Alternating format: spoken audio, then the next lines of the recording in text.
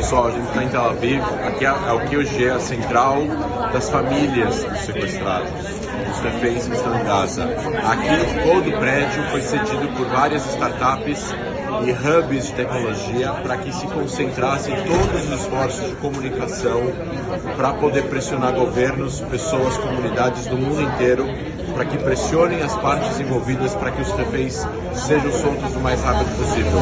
Aqui dentro a gente encontrou famílias que perderam tudo, tiveram parentes assassinados, outros parentes sequestrados, perderam as casas, os trabalhos, tudo que eles tinham. A vida dessas pessoas acabou do dia para a noite. E aqui a gente tem alguns cartazes. O que me chamou a atenção para mostrar para vocês é esse cartaz daqui. Aqui tem escrito em hebraico: não deixaremos ninguém para trás. E tem um soldado israelense com uma sequestrada de mão dadas acorrentada. Esse é o espírito que o país inteiro, 10 milhões de pessoas e centenas de milhões de pessoas no mundo inteiro estão transmitindo para que os soldados sejam soltos. De novo, qualquer cessar-fogo, qualquer trégua humanitária precisa incluir a trégua humanitária para os israelenses que estão em Gaza, sequestrados nesse momento pelo Hamas. This will also be part of your job.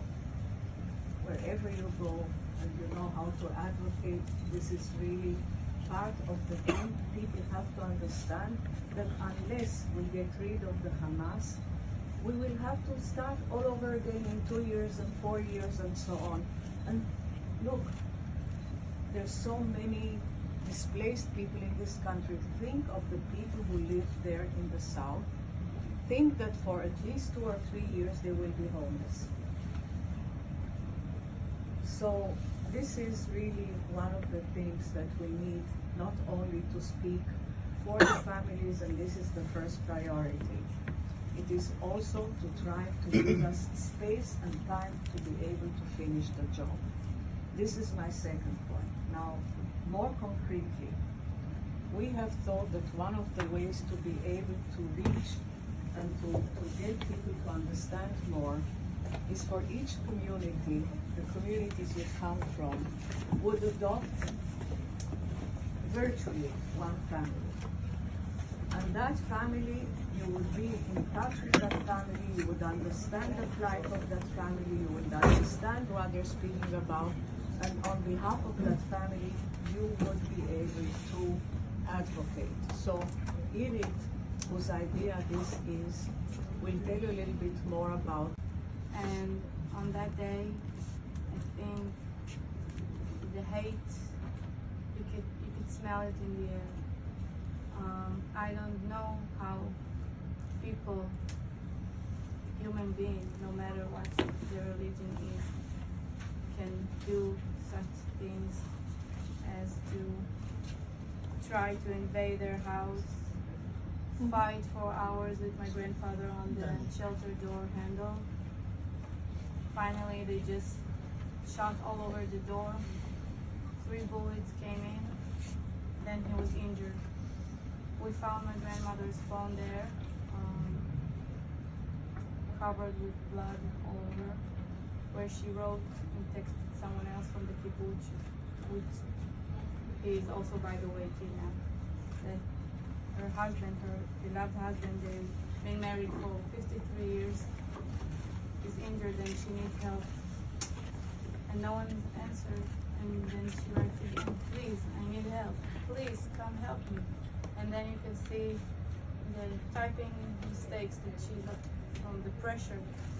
She had something like 5 minutes until these monsters decided to come to their window. That's when they blew up the window, shot again at my grandfather to make sure that he's dead in front of her, and kidnapped her through the window on a motorcycle. All that happened. Meanwhile, my uncle also lives in the kibbutz Nivos. He is 37 years old and he had 5 children. The oldest is 9. The youngest is only 1 year old.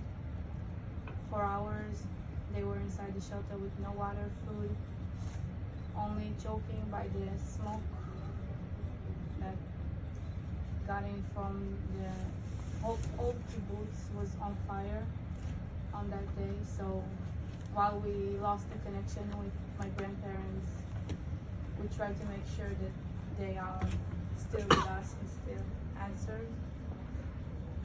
They spent hours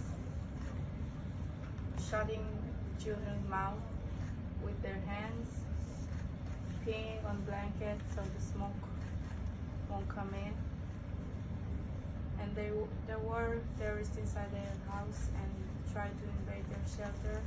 But my uncle is a young man, he's a strong man, and they survived, thanks God. And since that day, we are on fight.